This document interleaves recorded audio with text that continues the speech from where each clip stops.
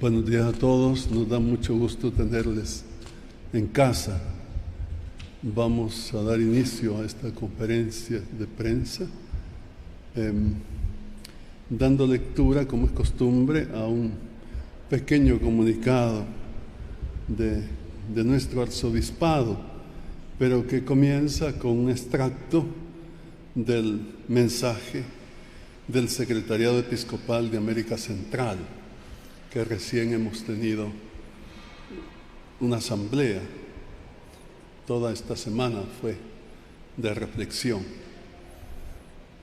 Dice así: comunicado del Arzobispado de San Salvador. Aquí la citación, que es precisamente sobre el cuidado de la casa común y la minería. La conservación de la biodiversidad y los recursos naturales es fundamental, dado que la región cuenta con una rica diversidad biológica que es vital tanto para la cultura local como para la economía, turismo ecológico, agricultura sostenida, etc. Reconocemos que el deterioro ambiental y la explotación minera en nuestra región están afectando gravemente a nuestros pueblos y a la creación de Dios. Las comunidades, especialmente las más vulnerables, sufren los efectos devastadores de esta crisis ecológica. Como Iglesia reafirmamos nuestro compromiso con el cuidado de la casa común, tal como lo expresa el Papa Francisco en la Laudato Si. Hacemos un llamado urgente a los gobiernos para que adopten las políticas responsables y sostenibles que respeten la dignidad de los pueblos y la casa común, y que no permitan la explotación minera, ya que es necesario priorizar la vida humana y el medio ambiente sobre los intereses económicos que perpetúan el daño social y ecológico. Hasta aquí la citación, mensaje del Secretariado Episcopal de América Central del 29 de noviembre de 2024. Y continúa nuestro comunicado. Y ante las últimas declaraciones vertidas por las autoridades del país sobre reactivar la minería metálica, que implica la derogación de la ley contra la minería, que el pueblo salvadoreño logró que se aprobara en marzo del año 2017, como Iglesia pedimos a las autoridades de nuestro país lo siguiente.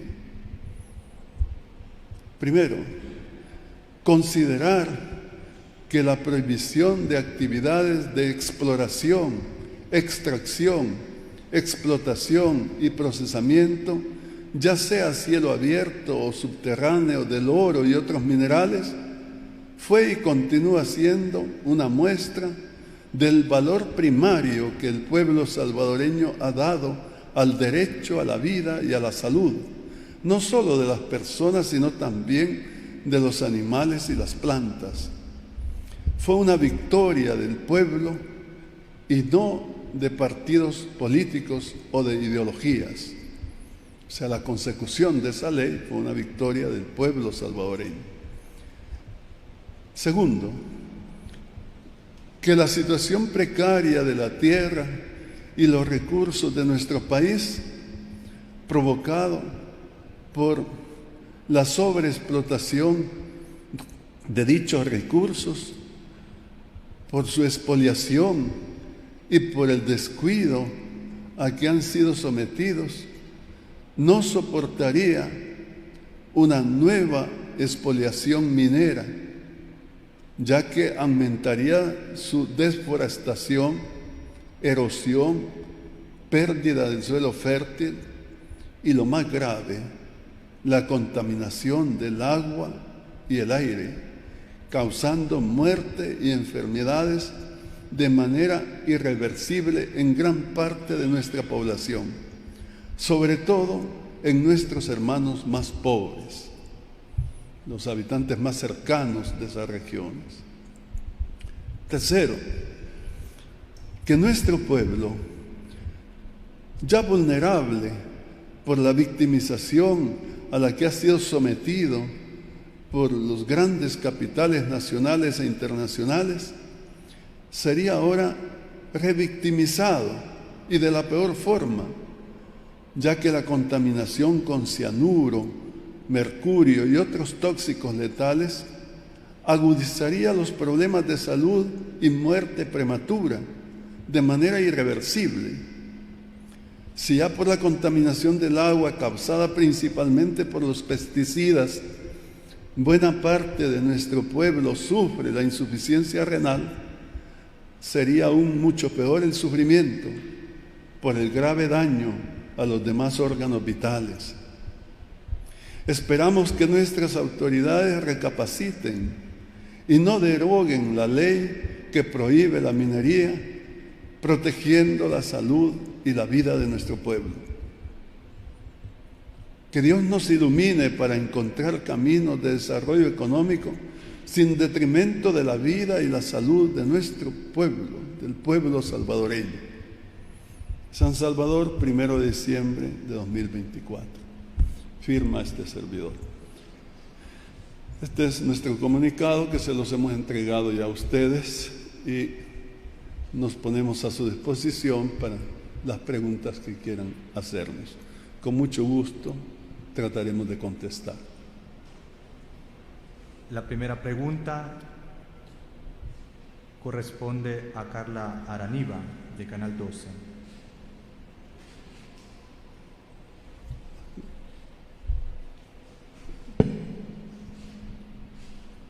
Buenos días, monseñor. Mi pregunta va orientada hacia otro tema. Quisiera conocer su evaluación de cómo va a finalizar el 2024 en temas económicos, cómo lo evalúan usted. Bueno, nosotros no tenemos, sinceramente, organismos de medición de estos aspectos. Nuestro trabajo es pastoral. Ojalá más adelante tuviéramos organismos que pudieran hacer estas mediciones, pero yo creo que lo que todo el mundo ve, y es también la apreciación de este servidor con toda la gente de a pie, digamos, de la calle, entre los que me cuento yo y los escucho, platico con ellos, hay satisfacción, hay alegría al ver que la violencia ha sido controlada, diríamos, y que esto ayuda sin duda alguna a la economía, porque ahora las personas que tenían que estar dando lo que se llama renta, que no es el término apropiado, pero así se decía constantemente, esa extorsión propiamente dicha, pues ya no la hay, y las personas pueden comenzar sus pequeños negocios, e incluso los grandes negocios también, las empresas, tengo entendido que también pagaban extorsiones y que ahora ya no lo hay. Todo eso es una mejora para la economía. Sin embargo, hace falta mucho que hacer. Es una necesidad, es la principal preocupación del pueblo, que haya un desarrollo económico equitativo y que venga a mejorar la condición, sobre todo de los más pobres, de los más vulnerables. Es cierto que ha habido un crecimiento turístico que ha favorecido la economía, sin duda, pero a la misma vez hemos experimentado el hecho que ha habido una elevación en los costos de las cosas, sobre todo los inmuebles. Entonces, de nuevo, se vuelve una necesidad de buscar las políticas convenientes para mejorar la economía del país. La otra vez estábamos en una situación bien grave con la alimentación, con las verduras, con todo esto, y con la implementación de los mercados de abasto, tengo entendido que se ha aliviado mucho el bolsillo de las personas más pobres. Yo he pensado, y algunas veces lo he dicho, que sería bueno revisar los impuestos y quitarle al pueblo pobre algunos impuestos, favorecerlo. Por ejemplo, la medicina no debería estar cargada con el IVA, e incluso la canasta básica. Sería un gran alivio. Y en vez de eso,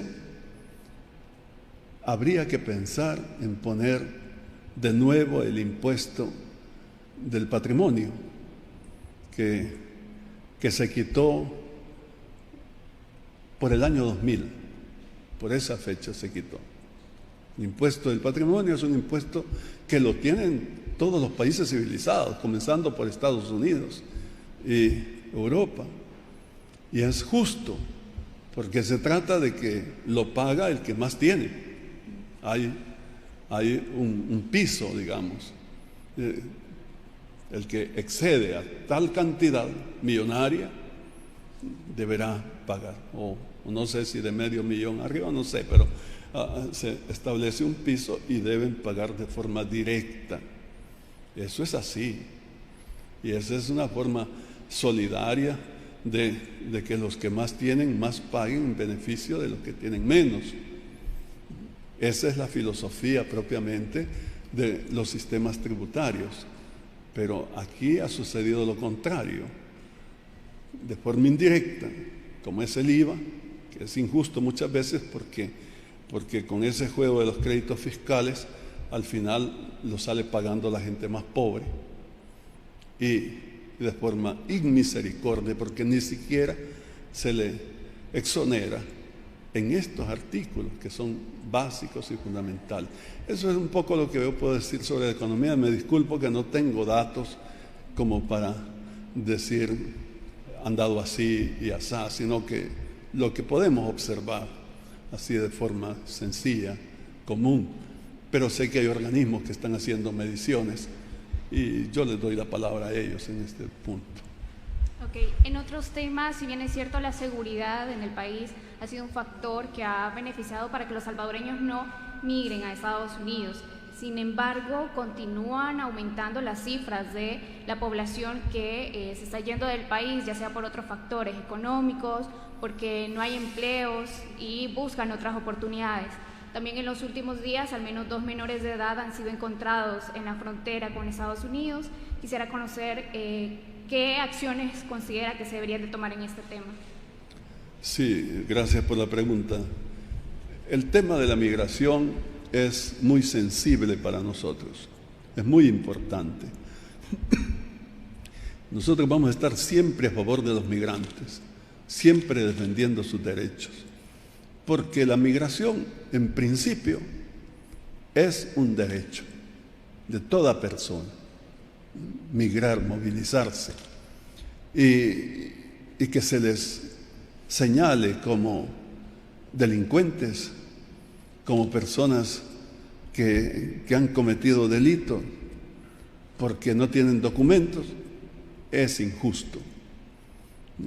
Ya el señalamiento, serán indocumentados posiblemente, pero no delincuentes, y que se les trate como tal, vulnerándoles todos sus derechos, es muy grave. Ha conmovido al mundo el caso de ese niño que fue abandonado en la frontera. ¿Cómo es posible? No es único caso. Ya en la administración pasada de Estados Unidos hubo aquella ley que separó a los niños de sus padres y los mantuvo presos, diría yo. ¿Cómo es posible? ¿Cómo es posible que sea eso? Contra todos los derechos y contra todas las razones humanas.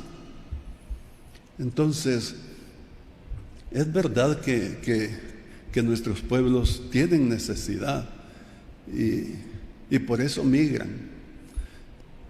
pero allá van a prestar servicios importantes, servicios que no quieren cumplir, que no les gusta hacer, posiblemente a los habitantes de aquellos países y de Estados Unidos principalmente. Es mano de obra buena y barata, y tampoco eso es justo, que porque no tienen documentos no se les pague lo que se les debe pagar. Entonces, yo creo que este es un punto donde los gobiernos tienen que reflexionar mucho, y ojalá hubiera acuerdos regionales para defender a nuestros migrantes. Es penoso que un país de los nuestros se vuelva un dique, una muralla, para que no pasen los migrantes que vienen del otro país, cuando nosotros también estamos mandando personas migrando. Y esa es la cadena que se va haciendo de muros. ¿Cómo es posible? ¿Cómo es posible? Hay que reflexionar mucho, y ojalá se busquen las políticas convenientes, y que también la economía del propio lugar mejore, porque nuestra gente no quiere irse para otros países. Todos estamos contentos de ser salvadoreños y de vivir aquí.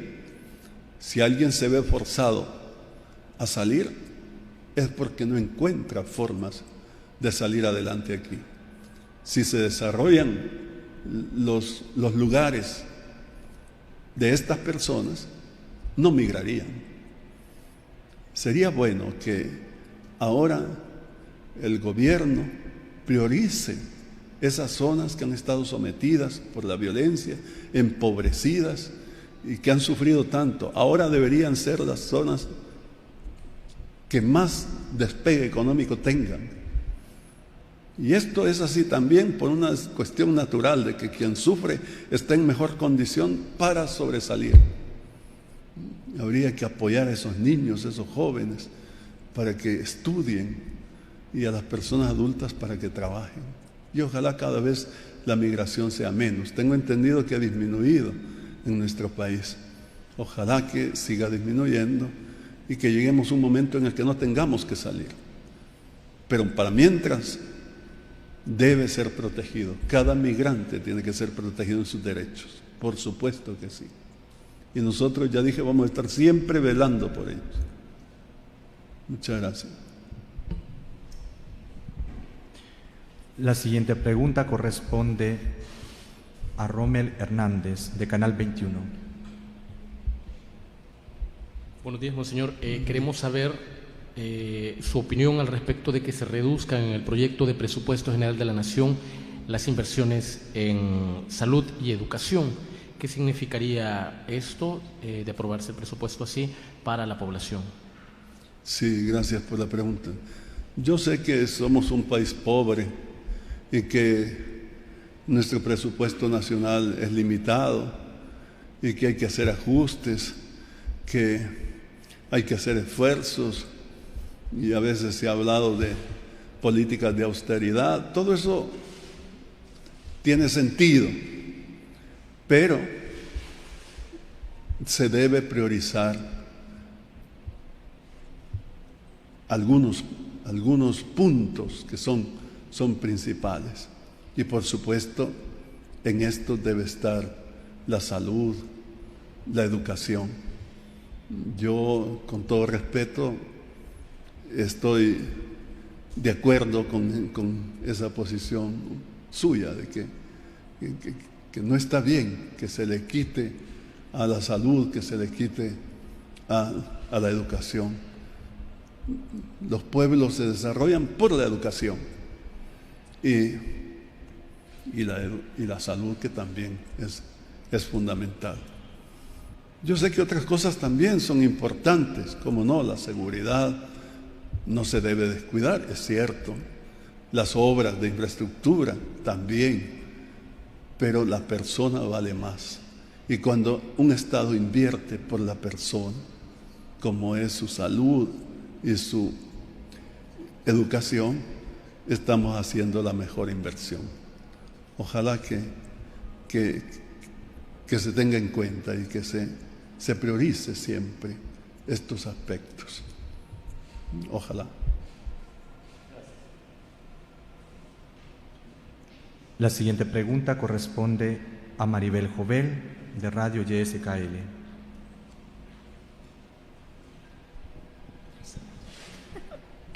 Buenos días, monseñor. Buenos días. Siguiendo con el tema migratorio, ya estamos viendo que el electo presidente Donald Trump ya está dando a conocer parte de su gabinete de gobierno.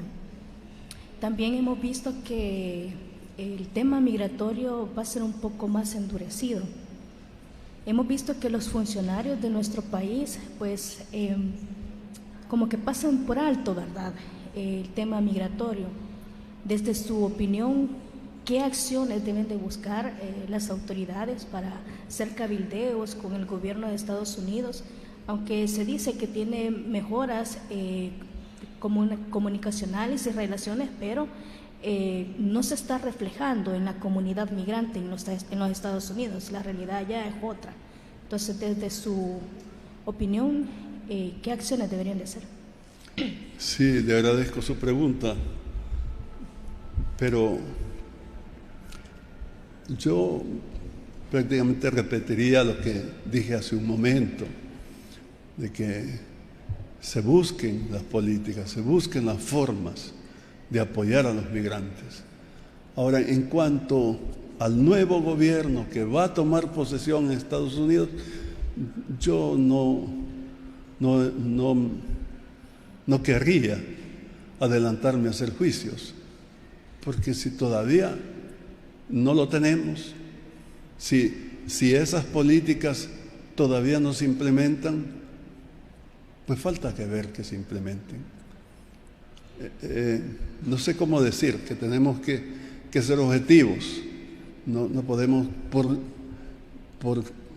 en base a supuestos, actuar. A veces el discurso de propaganda de los candidatos es de una forma y ya los hechos son distintos. Y parece ser que este tema de los migrantes ha sido, no solo hoy, sino que ya de buen tiempo atrás, un caballito de batalla en las elecciones, sobre todo presidenciales. Nos han ofrecido, si este gobierno gana, por ejemplo, en el caso de Obama, ofreció que se iba a obtener la reforma integral migratoria, o sea, lo que se estaba pidiendo, se iba a normalizar, etcétera, etcétera. No lo hizo y era un compromiso. Pero él siempre se manifestó a favor de los migrantes, todo su discurso de campaña. Y al final expulsó más gente que el gobierno anterior. Y creo que lo mismo ha pasado con este gobierno recién pasado, o mejor, en el que estamos todavía, que ha salido expulsando más migrantes que el anterior. Entonces parecería que lo que se dice no siempre corresponde a los hechos. Yo no me aventuraría a hacer juicios por adelantado, pero eso no significa que los gobiernos estén, por supuesto, previendo ya. Eso sí, tienen que estar atentos y no solo diseñando las políticas, que al fin y al cabo me parece que sea el partido que sea, más o menos actúan igual. El discurso, como ya dije, es distinto, pero los hechos vienen siendo más o menos iguales. Siempre son disposiciones en contra de nuestros hermanos migrantes, por desdicha. Si hubieran promesas, esas no se cumplen. Y si han habido amenazas, pues posiblemente esas sí se cumplen, tristemente.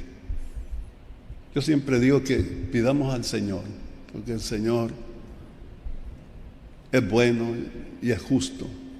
Y Él ha sido migrante.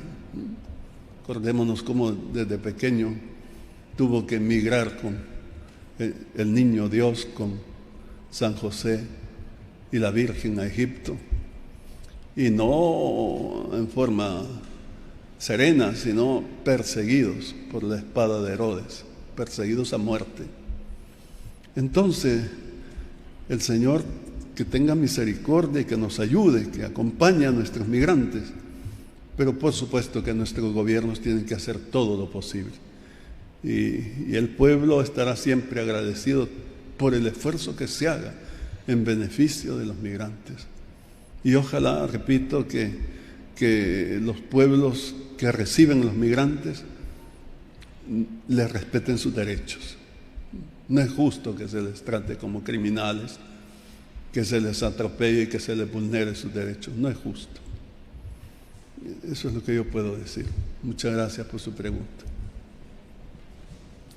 La siguiente pregunta corresponde a Carlos Chávez, de la Noticia SB. Buenos días, monseñor. Buenos días. Quizá mi pregunta podría ser un poquito controversial. El hecho es de que hace unos días el ex director de Medicina Legal, Fortín Magaña, manifestaba en una entrevista, quizá no uso la palabra que él dijo por respeto también, de que por qué no tenía una postura clara, prácticamente lo decía, o más fuerte o más contundente frente a las decisiones que estaba tomando el gobierno. ¿Cuál es su posición frente a esto, monseñor? A mí las críticas que me quieran hacer, claro que a nadie le gusta, ¿verdad?, que lo ofendan, que lo critiquen, pero no le doy yo mayor importancia, no respondo a las críticas. Yo lo que le puedo decir es lo que he expresado en varias ocasiones, que nuestra posición es con el pueblo. No estamos en oposición al gobierno o a los gobiernos o a los partidos o unidos con los partidos de oposición o favoreciendo o a ver cómo dañamos al otro. No. Respetamos la participación de cada uno y sus luchas partidarias, etcétera. Está bien, siempre y cuando se hagan en el marco democrático, justo, excelente. Nosotros defendemos al pueblo, esa es la posición nuestra, Entonces, por eso es que ahora estamos hablando con la minería. No nos interesa, sinceramente, hacer crítica sobre esto. No es eso. O hacer eco de algo otros tal vez que han criticado al gobierno y por tener esta pretensión, digamos, este proyecto. No nos interesa. Al contrario, si usted se fija en nuestro comunicado, estamos diciendo que cuando se logró que se aprobara la ley contra la minería metálica, de forma absoluta, porque siempre va a causar daño.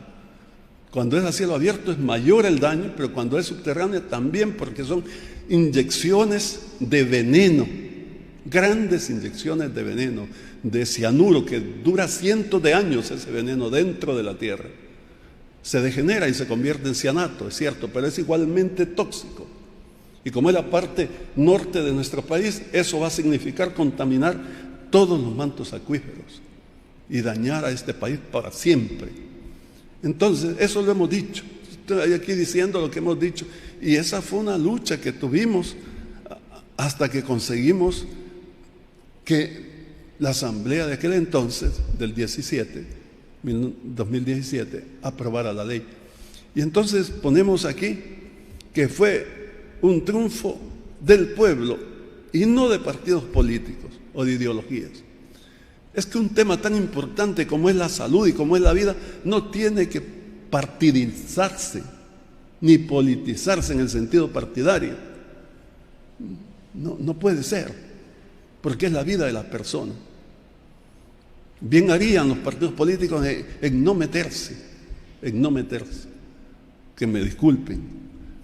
Entonces, pero es que, insisto, a nosotros nos interesa el pueblo. Entonces, si usted me pregunta, bueno, ¿y usted con quién está? Bueno, con el pueblo, estamos con el pueblo, sencillamente. Y las políticas que se adopten en beneficio del pueblo, vamos a estar contentos, porque se está favoreciendo al pueblo, y así debe ser, se debe favorecer al bien común. Y las políticas o medidas que se adopten en contra del pueblo, no las vamos a aceptar, no las vamos a aceptar. ¿Que por qué hacemos eso? Bueno, porque nosotros somos del pueblo y estamos en servicio del pueblo, pero porque también la fe, el Evangelio nos lleva a eso. Cristo ha venido para darnos vida y vida en abundancia. San Juan 10:10, fácil la cita. Entonces, sencillamente eso es lo que puedo decir, pero con todo respeto no voy a contestar a los que hablen contra mí. Y yo respeto las opiniones también, porque pues es así. Siempre hay personas que no están de acuerdo, en fin.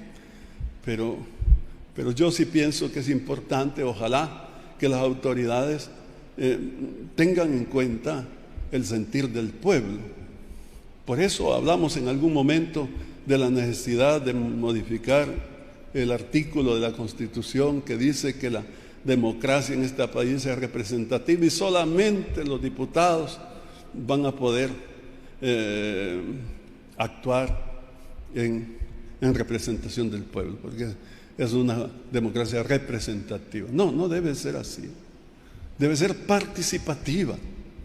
Y entonces que se hagan consultas ciudadanas y que con toda libertad el pueblo se exprese. Eso es importante. Entonces, nada, disculpen si no contesté la pregunta, pero ese es mi sentir y lo digo con toda sinceridad. Y siempre ha sido esa mi posición.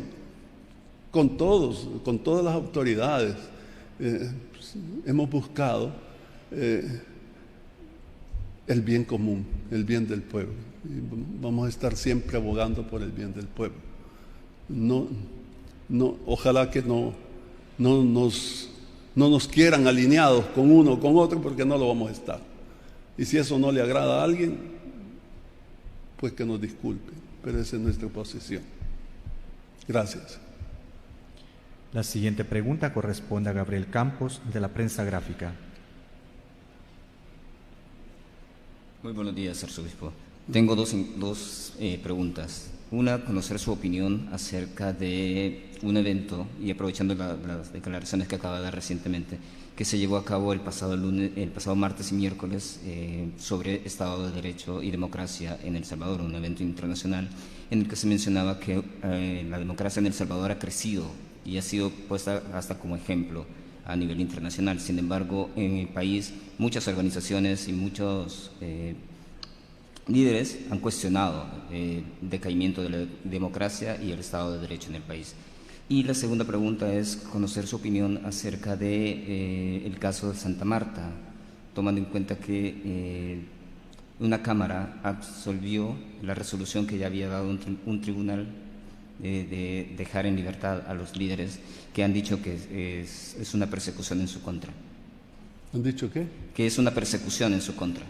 De líderes ambientalistas que habían hablado acerca de una posibilidad de explotación minera en El Salvador. Sí. Vea, sobre la primera pregunta,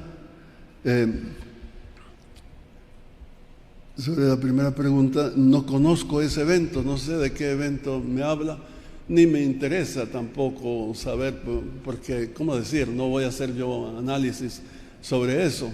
Entonces, las discusiones pueden hacerse y es bueno que se hagan, que se discuta y vamos a encontrar una posición y la otra posición. Y yo, ¿con quién estoy? Vuelvo a lo mismo que decía hace un momento, nosotros estamos con el pueblo. El mismo concepto de democracia habría que estudiarlo, ¿verdad? Y es muy cuestionado, etcétera. ¿Qué entiende uno por democracia y qué entiende el otro por democracia? Y hasta por qué este defiende esto y por qué el otro defiende el otro. Y bueno, yo dejaría a los especialistas, a los politólogos que expliquen todo eso y que hagan los respectivos análisis. Nosotros somos prácticos, nosotros vemos el bien de las personas y por eso estamos hablando, por el bien de las personas. Ahora, en cuanto a lo segundo, mire, es que el tema de la minería aquí en este país no es de hoy, sino que ya es de larga data. Y han habido cosas, no lo digo yo, está en internet, las muertes que han habido de los defensores del medio ambiente en Cabañas, incluyendo una señora embarazada. ¿Cómo es posible? Y si usted dice, ¿y qué pasó? ¿Dónde está? ¿Esos casos han sido juzgados? No hay justicia. Esa es la verdad. Y en el caso de Santa Marta, no tengo el dato exacto, pero lo que yo sé es que algunos defensores del medio ambiente estaban siendo perseguidos. Entonces, eso es lo que yo sé. Ahora este último caso no lo tengo yo. Es el mismo caso. Lo que pasa es que una Cámara revocó la decisión de un tribunal de absolverlos a ellos de cualquier delito. Entonces ahora se van a volver a juzgar.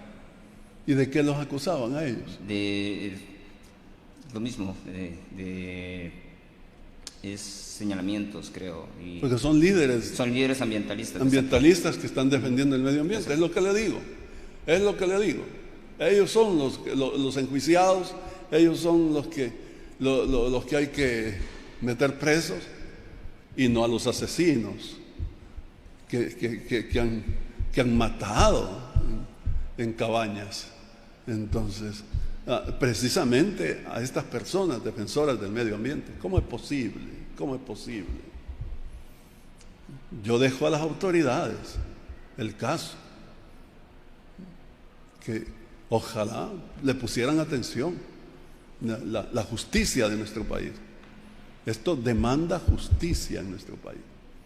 Pero que porque alguien es defensor del medio ambiente hay que crearle un juicio falso, no sé qué cosas, para meterlo preso.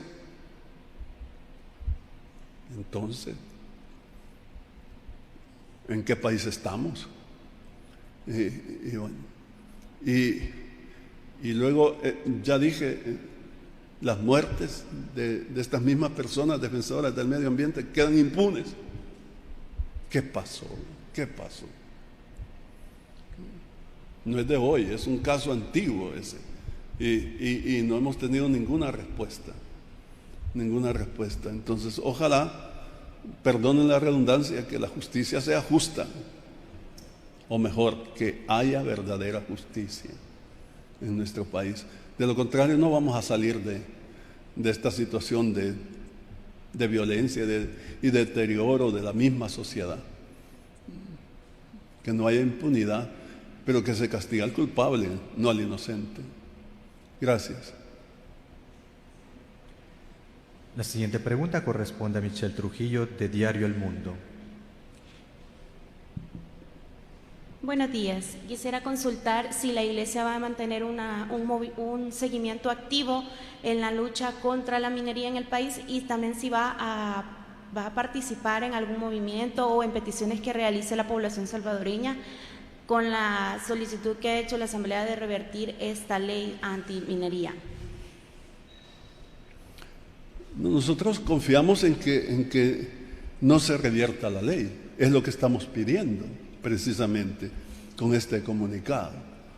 Y si la ley no se revierte, vamos a estar contentos, porque es una ley justa, que, como hemos dicho, ha sido un triunfo, una victoria de mucho esfuerzo. Acuérdense ustedes que nos acompañaban en las marchas, en las conferencias de prensa, etcétera.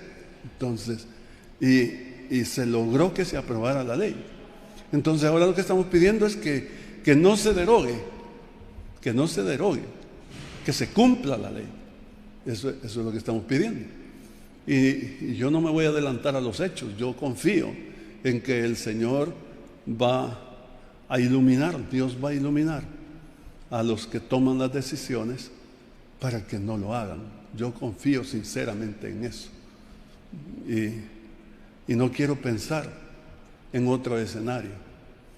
Pero que si nosotros vamos a estar en contra de la minería, por supuesto, siempre lo hemos estado. ¿Por qué? porque causa daño grave, irrevocable a la vida y a la salud de las personas. Y eso no tiene precio. Eso no tiene precio. Miren, si los ejemplos están dados, y ahora con internet uno puede ver fácilmente. Usted pone Valle de Siria en Honduras y va a ver los estragos que las empresas mineras han hecho al explotar esa mina, y cómo quedó, y la contaminación del agua, y cómo las personas están enfermas con erupciones en la piel, y eso los que menos, porque tienen insuficiencia renal, insuficiencia hepática, insuficiencia cardíaca, insuficiencia pulmonar, todo. Son personas dignas. Solo porque son pobres y son habitantes del lugar no valen nada. No es así, no es así. Entonces, ¿cómo viven esas personas? Cerquita de nosotros, en Honduras. Y está registrado, menos mal que ahora hay información. Entonces, si usted se mete a ver las minas en San Marcos, en Guatemala, los estragos que han hecho, increíble, la destrucción.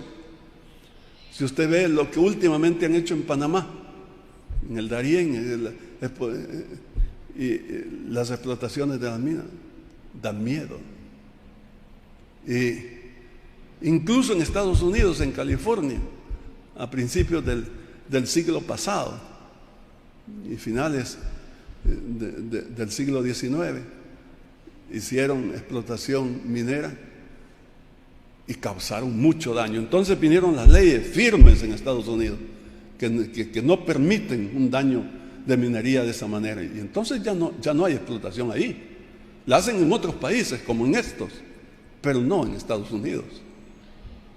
¿Cómo es posible que nosotros, siendo un país tan pequeño y densamente poblado, se haga la explotación minera? Usted me puede decir, bueno, pero son recursos, es oro, es plata y demás minera. Está bien, pero que las generaciones futuras, a las que debemos heredar un ambiente mejor que el que hemos encontrado, la saquen cuando ellos puedan sacarlo para ellos, para este país. Porque en estos momentos todos sabemos que las grandes empresas internacionales se llevan todo. Lo que han dejado a estos países es el 1% de lo que declaran. ¿Cómo es posible? Es un saqueo. Es cierto que los conquistadores nos saquearon y nos robaron el oro, es verdad. Pero después de 500 años, que se vuelva a repetir, no es justo. No es justo. Cuando tengamos capacidad para sacarlo para nosotros, enhorabuena, y sin dañar el medio ambiente, porque a eso se va a llegar. Hoy que digan que hay minería que no daña el medio ambiente es mentira, es mentira. Toda minería daña el medio ambiente, toda, sin excepción, no hay ninguna en el mundo. Disculpen que haya hablado tan claro, pero es que es así. Yo tengo que decir la verdad. Muchas gracias por su atención. No sé si hay alguna pregunta. Ya. Pasen feliz domingo. Que Dios nos bendiga a todos.